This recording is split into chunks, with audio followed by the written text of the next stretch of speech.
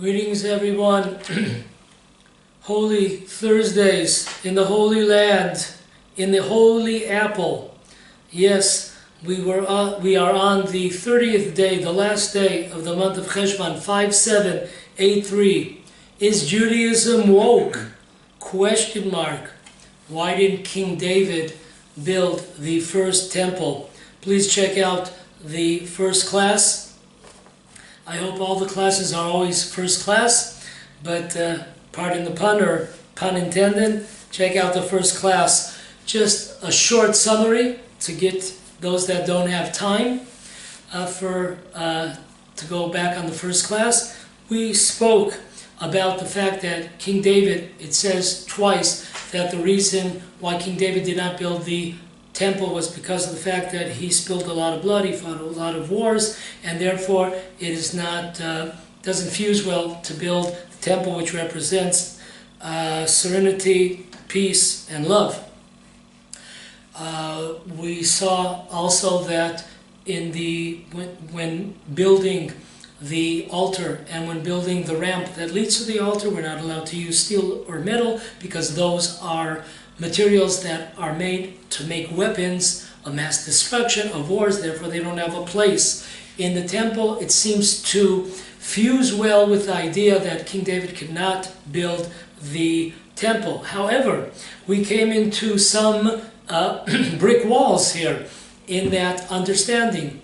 Because number one, we said that in the time of Abraham also was frightened that perhaps he would not be able to serve in the temple because of the fact that he had killed a tremendous amount of people in his war against the four nations trying to liberate his nephew Lot. So he thought that he would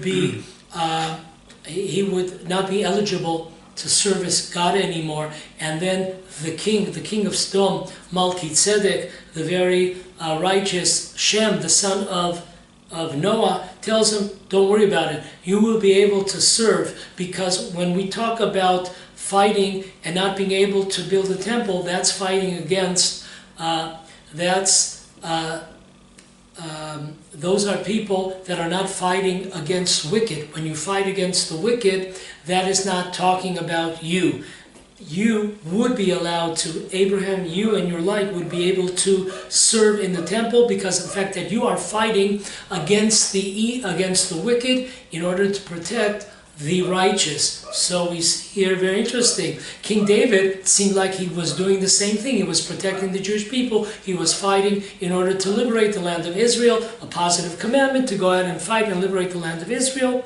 It seems like they go well together, Abraham fighting and King David fighting. Also, we saw that it is true that we are not allowed to use metal or steel in certain places in the temple. However, in other places we saw that you are allowed to build, even in places that are much, much more holy than the altar or the ramp.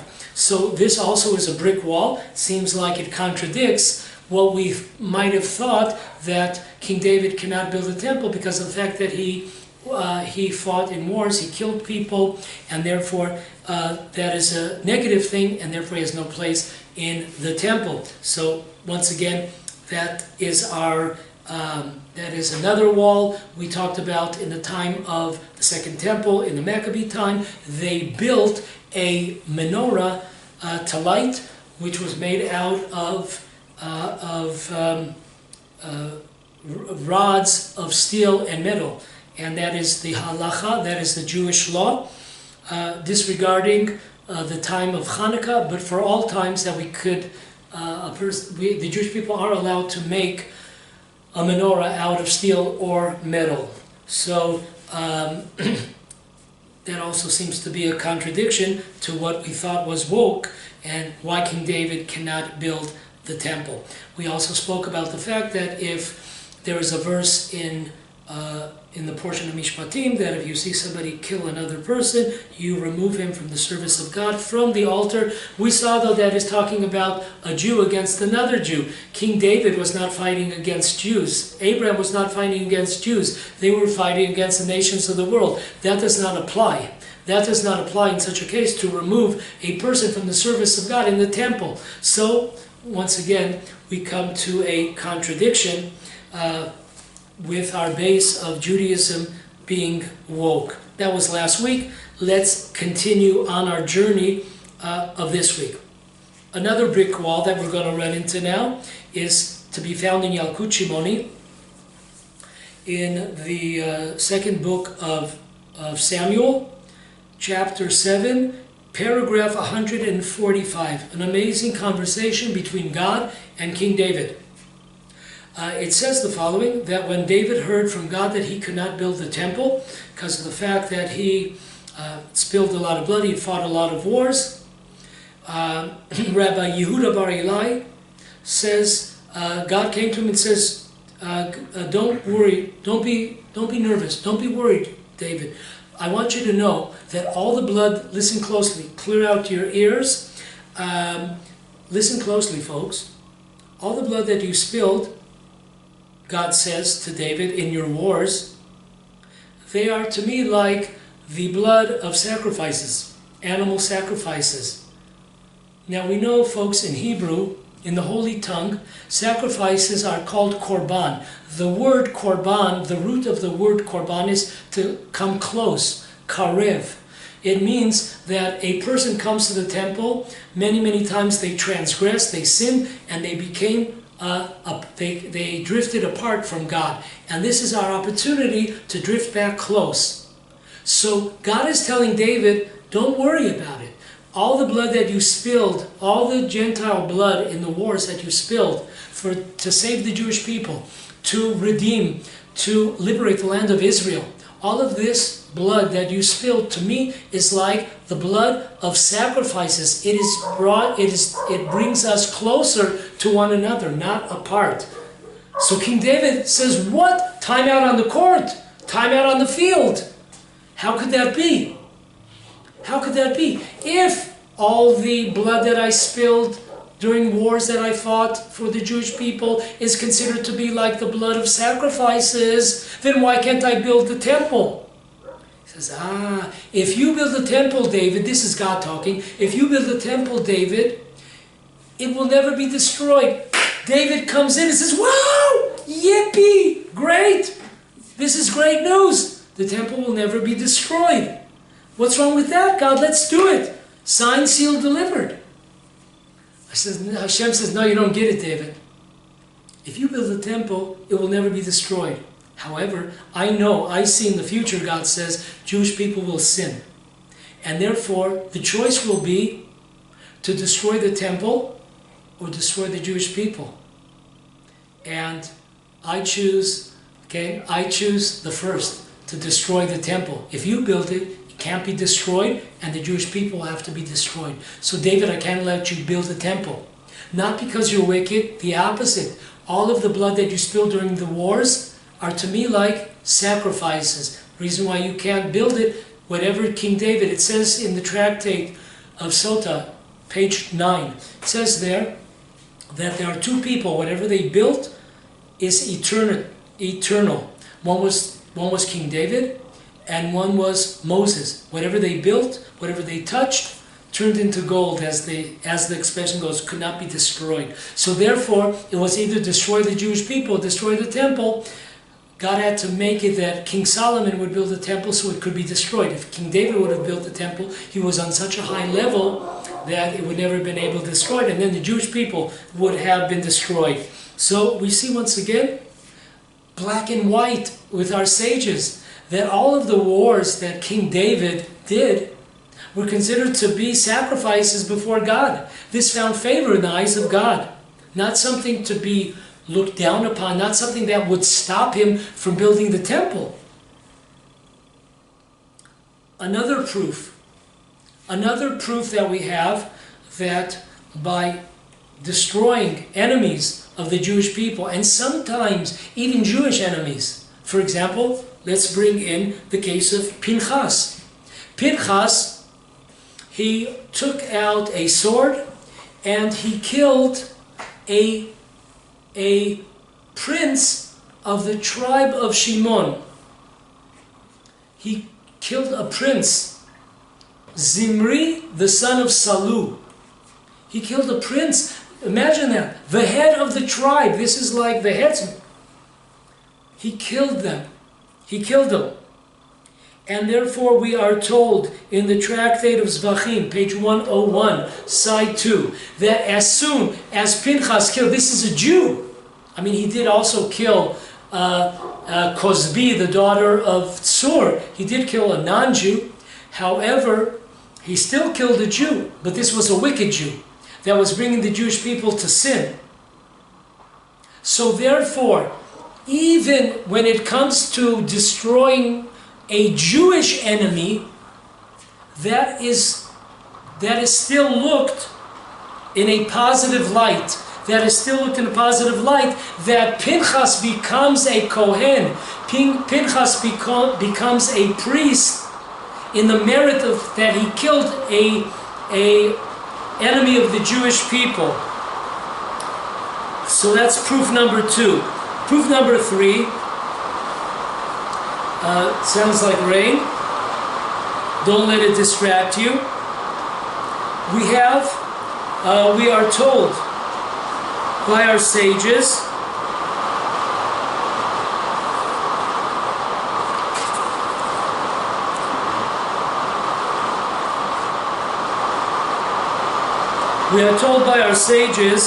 that at the time when Moses was bringing down the 2 tablets, you know what they say? You go to the doctor and you say you're not feeling well. He tells you, take 2 tablets, call me in the morning. He's talking about the 2 tablets of Moses. So we are told that it was decided on the 17th day of the month of Tammuz. We're talking about approximately 3.5 months after the Jewish people left Egypt. Moses comes down with the 2 tablets and he sees that the Jews have built a golden calf and they're dancing around the golden calf. They're worshiping the golden calf. Moses comes down and he breaks the tablets, and then he calls out, whoever is for God, whoever wants to fight for the namesake of God, come to me. And who came? The tribe of Levi came. And they killed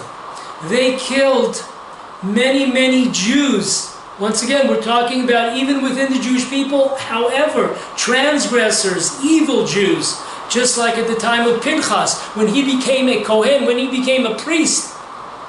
Don't forget, a priest is a man of peace.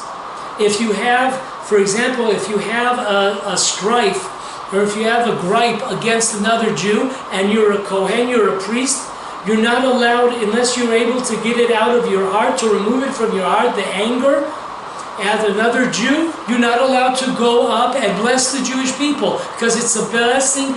The priests represent peace and love, and therefore if you have hatred in your heart for somebody in the synagogue, you're not allowed to go up. Take a break, take a seat. So it's an amazing thing. Once again, this is within the Jewish people. These are transgressors, these are wicked Jews, and therefore the tribe of Levi is chosen for the fact that they went out to war and killed Jews. They're chosen to serve in the temple. Amazing. Not very woke. And this is almost unheard of. Not that it's unheard, but most Jews do not know this. Even yeshiva people, even those that study Torah, do not know this amazing lesson. Listen closely. It says in various places, 2 or 3 places in the Torah. For example, we could look at in Numbers 21:4. But as I said, there are other places also that this is brought down. It is said there that when Aaron the priest died, he died on the first day of Av. This was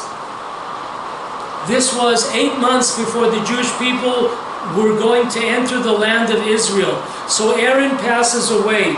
And we know that Aaron, because of the merit of Aaron, there were clouds that protected the Jewish people from the nations. There were clouds that protected the Jewish people. So therefore, when Aaron passed away on the first day of Av, the clouds of glory that protected the Jewish people from the nations, from being attacked, they dispersed, and the Jewish people were vulnerable.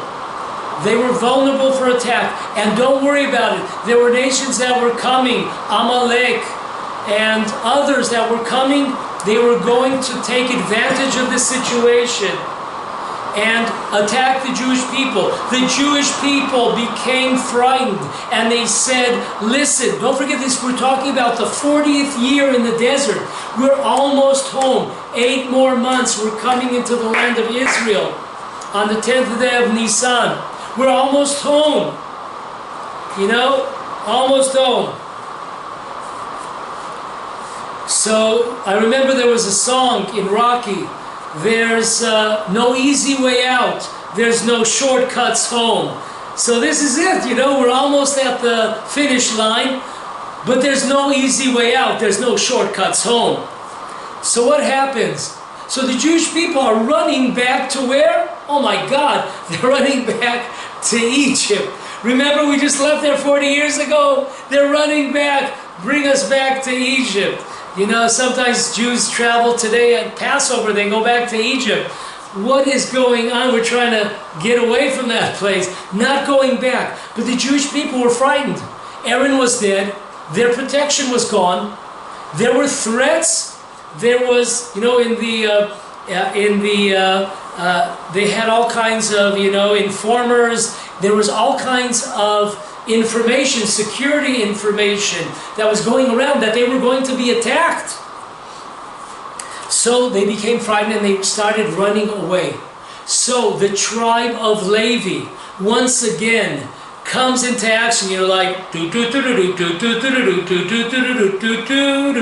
do you call? You know, when you're down and out and the Jewish people are running back to Egypt, who do you want to save the day? You got to have the tribe of Levi. You know, they came through. The tribe of Levi are, not because I'm a member, I happen to be a member of the tribe of Levi, I'm a Kohen.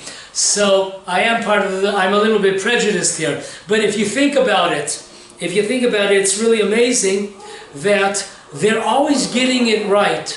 The tribe of Levi, they're always getting it right.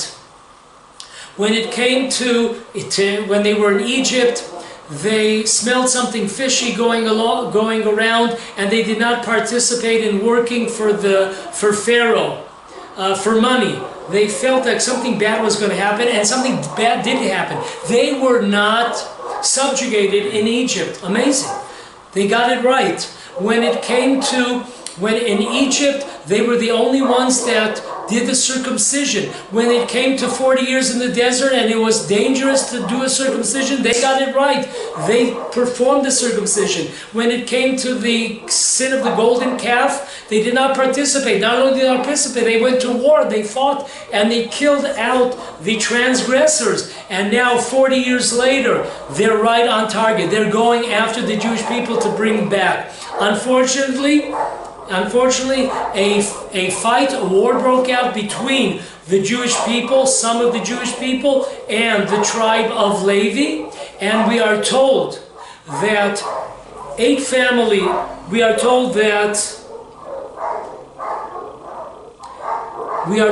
seven families of Israel were 7 families. Think about that. We're not talking about parents and a few kids. Families, total, gigantic families were killed out, plus 4 families from the tribe of Levi were also killed in this war.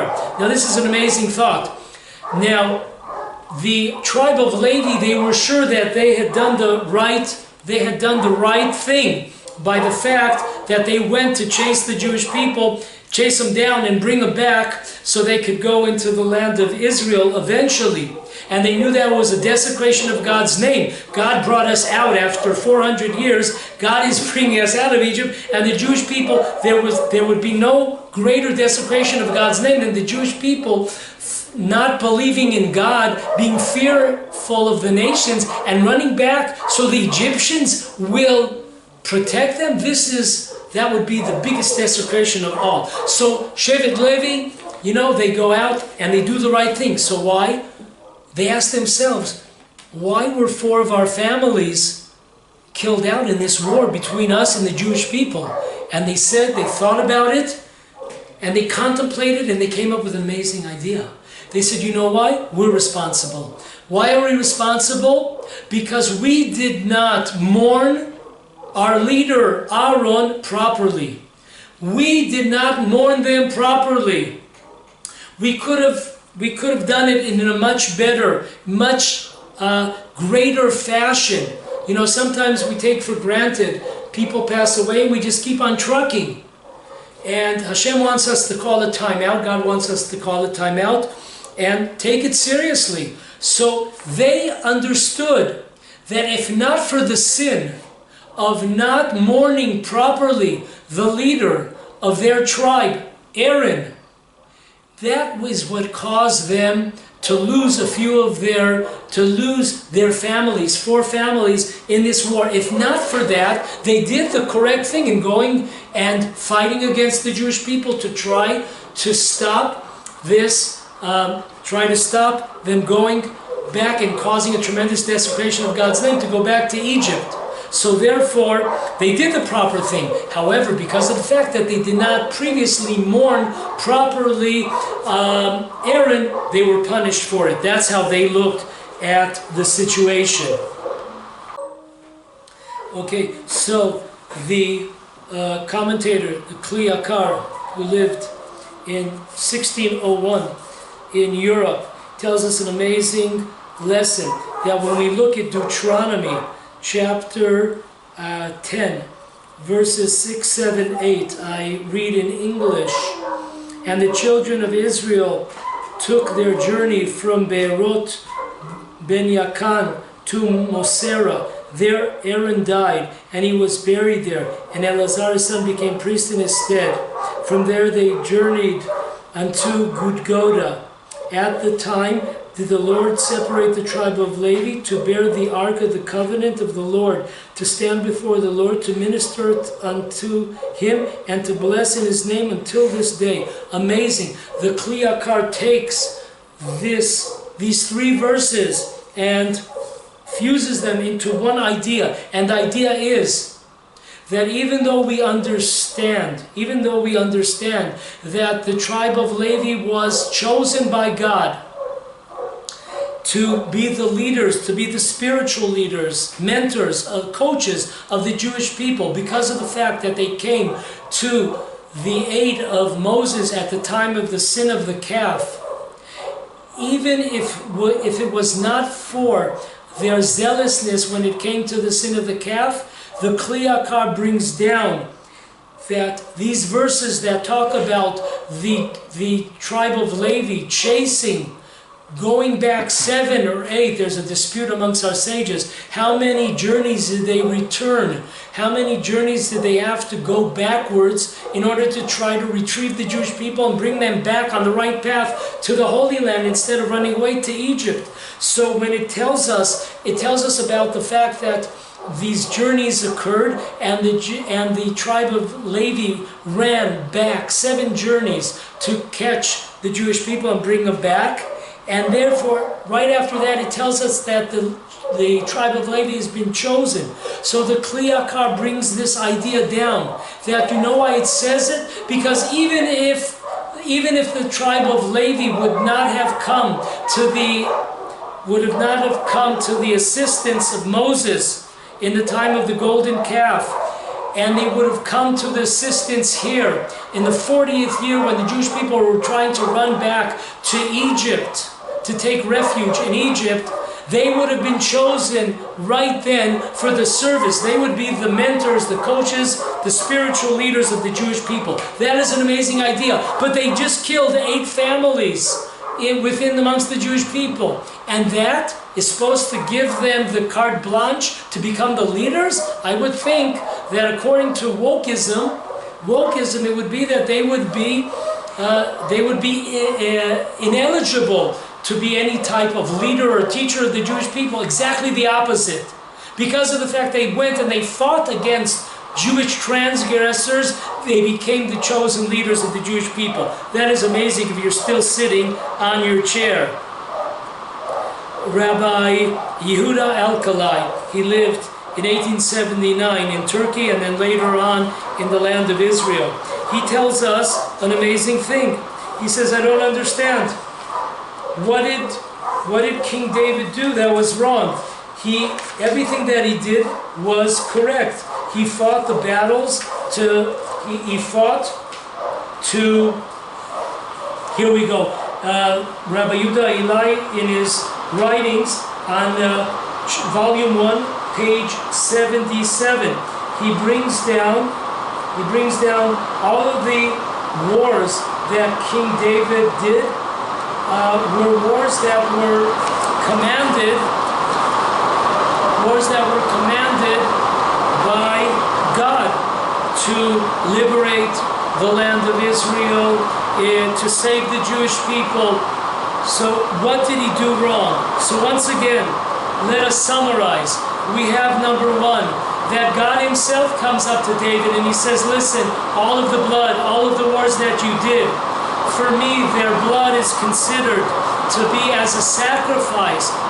And therefore, and so King David said, if that's so, if all my wars were considered to be sacrifices, I'm coming close to you, why can't I build the temple? You can't build the temple because it will be eternal. That's great, it will never be destroyed. No, that's not great, because instead I'll have to destroy the Jewish people.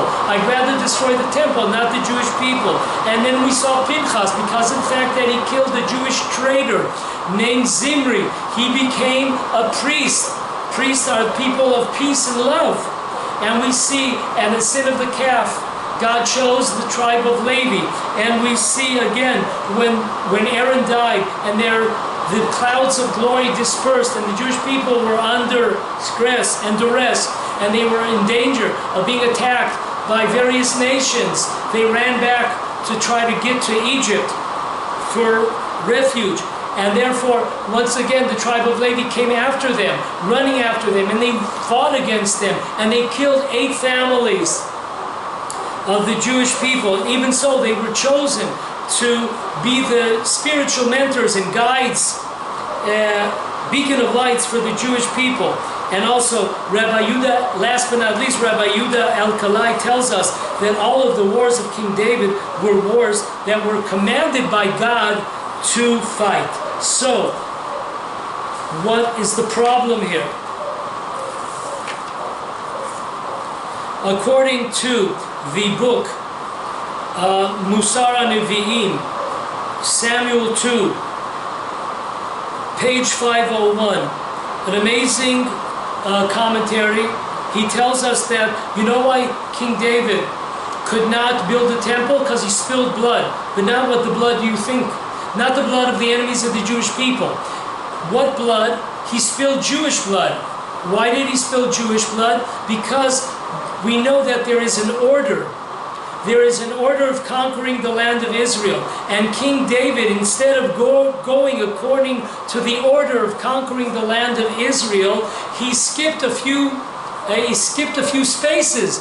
And he went out of the borders and boundaries of the land of Israel, and he captured places that were outside the boundaries of the land of Israel, which is fine once you conquer all the boundaries of the land of Israel. So therefore he endangered Jewish men, and Jewish men were killed in war. Why? Because of the fact that he skipped the order of events, the order that God had commanded. First, we must conquer all the land of the land of Israel, and only then, afterwards, other areas that we conquer outside the boundaries and borders of the land of Israel will have the status of the land of Israel. As it says in the book of Joshua, everywhere you step, even outside the land of Israel, will be conquered, will be yours, will belong to the Jewish people, will be annexed to the land of Israel. So that was his sin. Yes, what the Torah says is right, that King David cannot build the temple because of the fact that he spilled blood. That is true, because he did wars. That is true. But what are we talking about? Not the wars against the Jewish enemies, not that. We're talking about a war that was not a correct war, a war of fighting to liberate areas which are outside the boundaries of the land of Israel before he captured all the land of Israel. Amazing explanation. Okay, next part. Listen to this very interesting case. This case can be found in the Talmud in Bava Batra, page 10. Talks about Rav Papa. You know what Rav Papa's kids called him? They used to call him Papa. Anyways, think about that one. Anyway, so Rav Papa, he was going upstairs, and then he fell down. He fell down, and he realized that he could have killed himself. So he went to his rabbi. He went to his rabbi, Rabbi Yehudah, and he asked him, "What's the deal?" Rav Papa, when he fell, he knew that if a person is punished, there's some spiritual reason, there's some spiritual defect that must be cleansed and must be fixed. So he understood. It wasn't because maybe somebody left something slippery or a banana peel on the steps and that's why he fell. No, our sages, they always understood there was a spiritual reason behind all events. So he went to his rabbi, Rabbi Yehudah, and he says, "Listen, could it be that I am a desecrator of Shabbos? Could it be that I perhaps did some type of idol worshiping?" Because we know that the punishment for idol worshiping, the punishment for desecration of the Sabbath, is considered to be stoning. And stoning, there's a part of the punishment is a drop, is like a drop in a level or a platform. So when a person falls down the stairs, Rav Papa thought that perhaps he had transgressed some law of Shabbat, or maybe he had done something similar, something connected to idol worshiping, or to maybe support idol worshiping. And Rav Yehudah said, "No, I think it's something else, Rav Papa." What Rav Papa said? "Oh, it must be, think about this, did a poor person come by and you did not give him charity?" So Rav Papa thought about it for a minute and he told Rabbi Yehudah, "Well, you're right. There was a person that came to me. I said, hold on a minute or so, and I never saw him again." So Rabbi Yehudah said, "That's why you fell." Now listen to this. Only the Gra could hit it out. Now folks, if you came to hear this lesson and you only remember one thing, this Gra, it was worthwhile. It's worth $1,000,000. Listen to this Gra. The Gra tells us, how do we know, how did Rabbi Yehudah know that a person that does not give charity, the punishment is to fall? Like Rav Papa, he fell down the stairs and almost killed himself. How did he know that? So an amazing lesson. The Gra says, look at the notes. Look at the cantorial notes. We also know that we learn not only from the letters, not only from the words of the Torah, but we learn even from the musical notes of the Torah. We learn hundreds or thousands of lessons. So listen to this. The Gra comes by and says, look, the source of giving charity is in Deuteronomy, the portion of Re'eh. And there, if you look at the cantorial notes, it's Dargat Tevir. Okay, it sounds like this. Patoach tiftach. Open up your hands and give charity. So Dargat Tevir, that's the name of the musical notes. That means The step falls. Wow! I mean, the Gra just hit it out of the statement, and as T.D. Tomer Dvorah says, that ball is still traveling. It's still going out. An amazing lesson, folks. Get off your chairs, dance around your house right now. The Gra comes through. The lesson is we see that a person that does not give charity, Rabbi Chia understood that the punishment is to fall. So therefore, that is how he knew that Rav Papa did not give charity. Now, a similar instance, believe it or not, this is amazing. You can't make any of this stuff up, folks. It says in the Tractate of Shabbat, pages 30, side A, and 30, side B, King David knew that on Sabbath he would die, and therefore he learned Torah, because he knew that as long as he was learning Torah, the angel of death could not take him down. So he kept on learning Torah, and all of a sudden, Hashem created a noise outside, kind of like the noise, the distraction that we have here with the rain. You might say, oh, I can't take it, I can't listen to this class because it's making noise, the rain in the Holy Apple. First of all, we're happy for the rain, thank God. Number two, don't be distracted. It's the angel of death that's coming to take you and trying to stop you from listening to this class, baby. So King David, he hears noise outside, and he stops learning, and he goes outside and he falls down, and then he dies. An amazing thing. So we have Rav Papa. He falls down. Why did he fall down? He later found out from his rabbi, Rabbi Chia, that he did not give charity. Is there a connection between King David falling? I can understand. Why did King David need to fall? Once he stopped learning Torah, he should have been killed. Why is the Torah going on and telling us that he fell? It seems like this is a second lesson. Not only lesson number one, if you stop learning Torah, that's death. But there's a second lesson here, that he fell. What is that coming to teach us? Could that be? It's coming to teach us, dear friends, the lesson that perhaps King David also sinned and did not give charity to the Jewish people. Remember the first class? The first class we talked about, the Jewish people for 3 years suffered a famine. And they came to King David over and over again. Now this is written in the Talmud. This is in the Talmud, in Tractate Brachot, Blessings, page 3, side B. It tells us that periodically the sages would come to King David and they would ask him for assistance. They need monetary assistance. They needed food assistance. There was 3 years of a famine here. They pleaded for King David. And King David said, there's nothing I could do. My suggestion to you would be to go out and fight wars against the Gentiles. And this way you'll be able to make money. You'll fight wars against the Gentiles, and then you'll take all of their spoils. You'll take their jewelry, their gold, their silver. You'll have money. You'll be able to buy food. But King David, you have, look how much money you have. You could give it to us. You have tons of money in your Brinks safe. King David says, that's for the temple. You can't touch it. I know that you're dying. I know that there's a famine. I know that it's an awful situation, but this is holy. This is for the holy temple. I'm not going to waste it on people. Human beings. No way. This is for God. This is more important than human beings. So King David refused to give charity to the Jewish people, and therefore they were forced into war. So listen to this. I summarize. The Anav Yosef, he lived in 1892 in Warsaw.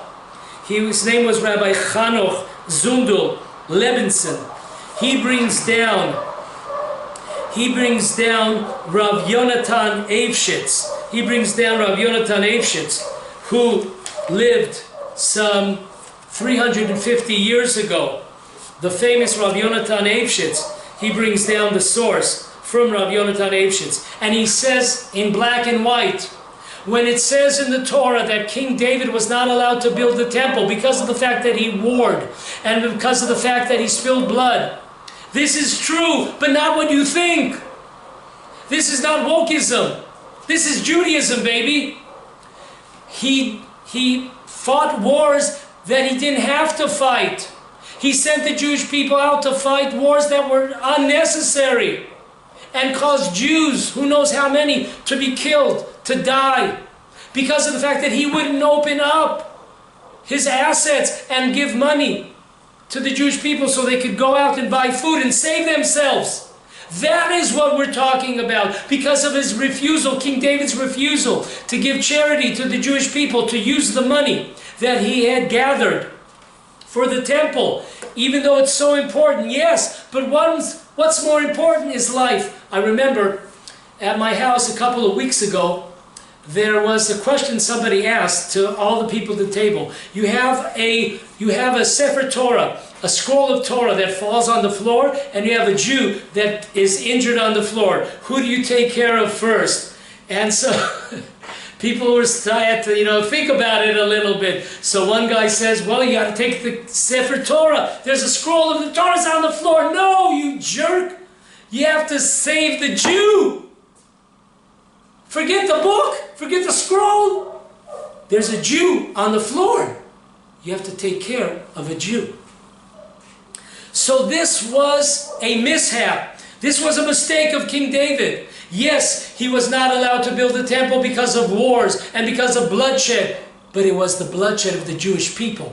It was unnecessary wars. It wasn't the wars against the enemies of the Jewish people. It wasn't the wars to liberate the land of Israel. These are mandatory wars. These are commandments of the Torah. This brought God closer to King David. It was like sacrifices to God, removing the evil from our midst. It was these unnecessary wars that he told the sages of the Jewish people, tell the Jews to go out and fight and use the spoils for buying food and materials. That was the sin of bloodshed of King David. This is also, yes, Rabbi Yonatan Eifshitz, he was from Western Europe in 1763. Another Kli Yakar, not the one that we mentioned, Rabbi Ephraim Shlomo, but this one he lived around the same time as the first Kli Yakar. His name was Rabbi Shmuel Laniado. He lived in 1610 in Iraq and then moved to the land of Israel. He says, he brings down in his book, on the prophets, it's a commentary called Kli Yakar. Once again, don't mix it up with the Kli Yakar on the 5 books of Moses that was written by Rabbi Ephraim Shlomo. Okay, so that brings us to our last point here, and this is really an important lesson to remember. So try to ignore those dogs barking. I know it's not easy, but let's get to the important lessons. We have, unfortunately, so many of us have mistaken priorities in life. Many, many times we do not have our priorities straight, and this is a disaster. Let me bring in some stories that illustrate and demonstrate this point, because it's very, very important. What do we take out of this lesson, besides for the fact that Judaism is not wokeism? Judaism is Judaism, and not politically correct, and to understand exactly what was the sin of King David. Yes, now we understand, but it wasn't what they taught us. It was they tried to exploit the leftists and the pacifists, not the King David that they tried to exploit. So listen to these lessons. In 1806 in Eastern Europe, there was a famous rabbi. His name is Rabbi Yehudah Moshe Leib of Sasov, and he had gathered up, he had saved money every single day. Folks, 365 days, Rabbi Moshe Leib puts on the side money for what? To buy a kosher etrog and lulav, the 4 species for the holiday of the tabernacles, Sukkot. So he has a beautiful etrog, and he's so excited about the upcoming holiday of Sukkot. However, a couple days before Sukkot, he's outside and he hears somebody crying. And he sees that a man has fallen out of a chariot, and the horse, one of the horses has fallen down and died. And the man is crying, all of my livelihood is dependent on this horse, and now I don't have a horse. And he's crying and he's crying. So Rabbi Yehudah Moshe Leib of Sasov, he takes the etrog. Folks, open up your hearts. He takes his etrog that he was gathering up. He was saving money the whole year for this. He takes it and he says, to hell with the etrog. And he gives it to this poor Jew that lost his livelihood. His horse was now dead. He has no way to get around, no transportation. And he gives it to him and he says, sell it and buy yourself a new horse. And Rabbi Moshe Yehudah Leib, that year, he says, Jews are blessing on a beautiful etrog, and I am blessing on a horse that I gave a Jew my etrog for. That's an amazing. So Rabbi Moshe Yehudah Leib, he understood that when it comes to a Jew, when it comes to the livelihood of a Jew, you sell that etrog, you sell that lulav. It doesn't matter how much you paid for it. It doesn't matter how long you saved for it. Priorities. More stories. It's written in the Jerusalem Talmud, in the Tractate of Shkalim, page 23, side B. It tells us an amazing story. There were two sages that were walking in the city of Lud, and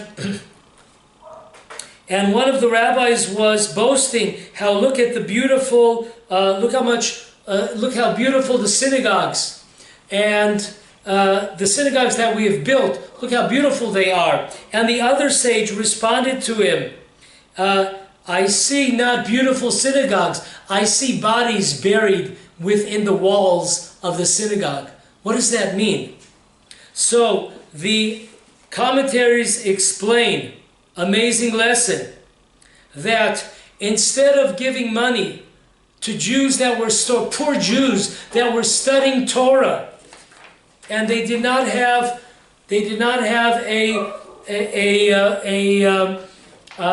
money for food and money for house and for rent. So what did this community do in Lod, near Tel Aviv? What did they do? They gathered up money from the community to do what? To build fancy synagogues. So the Talmud is telling us a great lesson.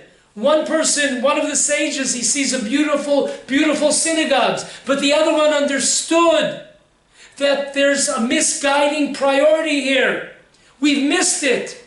We've totally missed the priority here. Look how many souls have been buried in the walls of these beautiful marble, gold, silver synagogues. Look how many people we could have saved that could have learned Torah. Who cares about the synagogue? You could pray outside. But what about these people that are learning Torah, that are protecting the Jewish people? They don't have a home. They don't have a roof over there. They don't have clothes. Their clothes are torn. Where's their food?